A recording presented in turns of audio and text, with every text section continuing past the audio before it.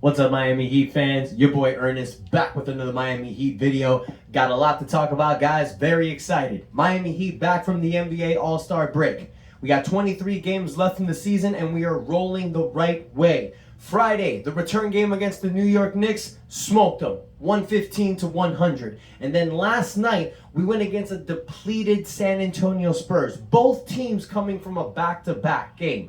San Antonio was missing 3 of their top players. Miami Heat didn't do so great, but we ended up with the dub, winning 132-129.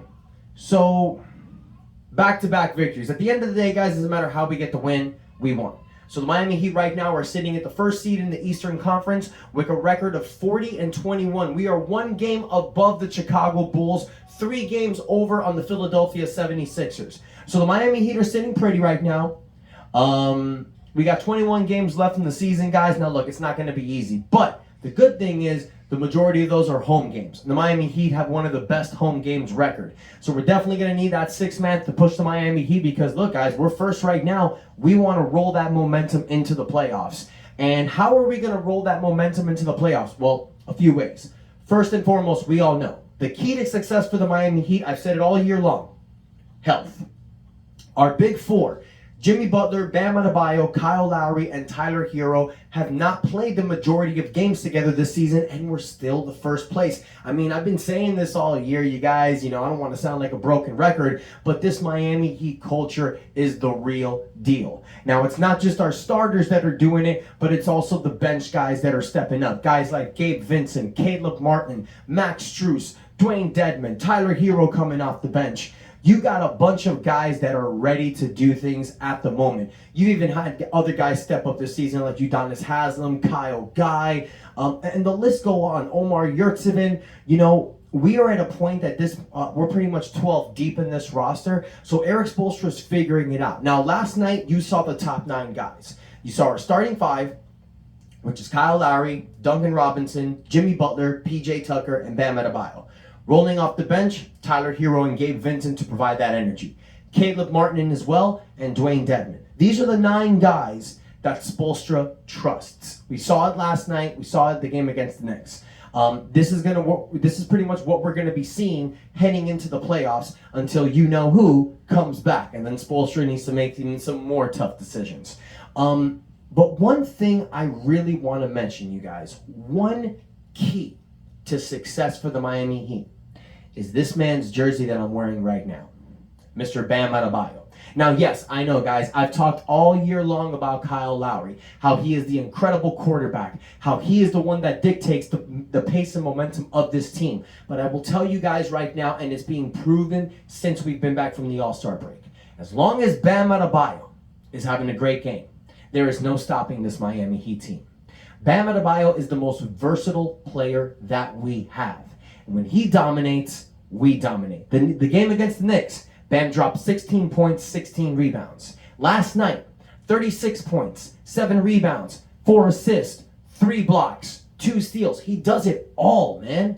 This is the guy that is going to take us to the promised land. Now, we've been seeing it. The stretch before the All-Star run, Bam was dominating. He was averaging over 24 points, 12 rebounds a game.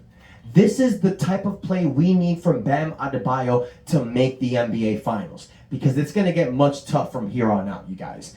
The next 4 games, it's going to be a true test of this Miami Heat team. Now, yeah, we've beaten some of the best teams in the NBA, especially that game against Phoenix when we were without Jimmy, Bam, and Tyler, and we won by over 20. But this is going to be the true test, and here's why. Monday, we got the Chicago Bulls, who's sitting at 2nd. Let me just check my notes real quick. Then after that, we got the Milwaukee Bucks on Wednesday, the Nets on Thursday, and then the 76ers on Saturday. These are 4 of the top teams in the Eastern Conference. So the Miami Heat are going to show the NBA exactly where they stand. And it's ridiculous, guys, because I'm watching ESPN all the time. First Take, Get Up, all these shows. And the teams that they're talking about are the Sixers and the Nets. And Milwaukee's being thrown in there. But not a lot of people are talking about the Miami Heat. And you know what? I'm okay with it, you guys. Because this is the same thing that happened in 2020. This is the same thing that happened in 2006. Same thing that happened in 2012, and so on and so on. We get overlooked all the time. And the reason why we get overlooked is because we're just not one of the old NBA franchise. We've only been around for about 30 years. We're not the Knicks. We're not the Celtics. We're not the Lakers. We're not the Bulls. Those are the teams that these analysts are going to want to talk about all the time. But what Miami's does is that we get there, we shove it down their throats, we throw the football, we catch it ourselves, and we show them that we are one of the more premier teams in the NBA. So these next 4 games is our opportunity to take that ball and shove it down their throats once again, because that is Miami Heat basketball. And guys, I know I'm talking about health, and I know I'm talking about this great starting lineup, but the bench is what's doing it too. Last night, Dwayne Dedmon, Tyler Hero, and Gabe Vincent, they combined for 49 points off the bench. So we have the firepower that's doing it, and that's doing it big. So this Miami Heat team is going to make even a bigger run than what we're seeing right now. I feel it, and I know it, and that's because some more news came out, you guys. It looks like Victor Oladipo, who's playing in Sioux Falls right now, ready for 5-on-5 competition, he will be back around the second week of March. Now, this is where it's going to get difficult. Because Eric Spoelstra is a type of coach that he plays 8 to 9 guys in the playoffs. 7 towards the end of the games. So his trust factor only goes so deep with teams. And like I said earlier, we're 12 deep. So Spoelstra is going to have some really tough decisions to make, because when you bring Oladipo back, what is that going to do to Caleb Martin and Gabe Vincent? Because I think those are the 2 guys that are going to take the hit. You're not going to take the minutes away from Tyler Hero, and you're not going to take the minutes away from Dwayne Dedmon. He's a big man. Oladipo is a guy that can play 3 positions. He can play point guard, shooting guard, and small forward. He's defensively versatile.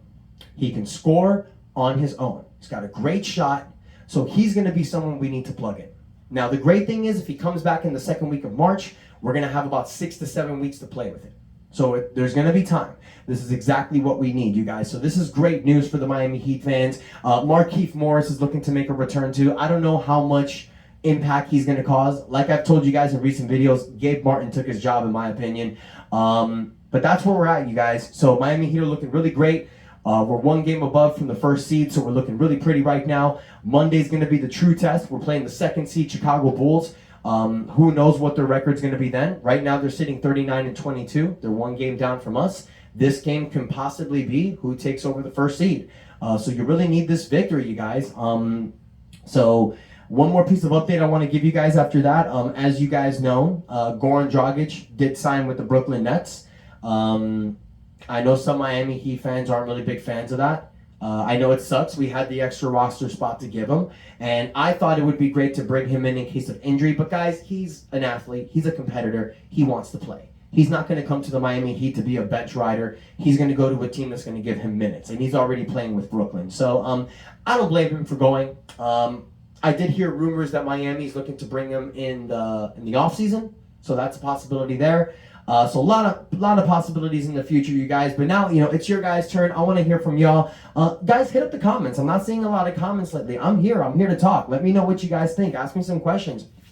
I'm seeing the views. Let's flow in those comments, guys. But let's also hit that like button. But most importantly, hit that subscribe. Currently at 260 subscribers. I'd like to get to 500 by the end of the year. Personal little goal of mine.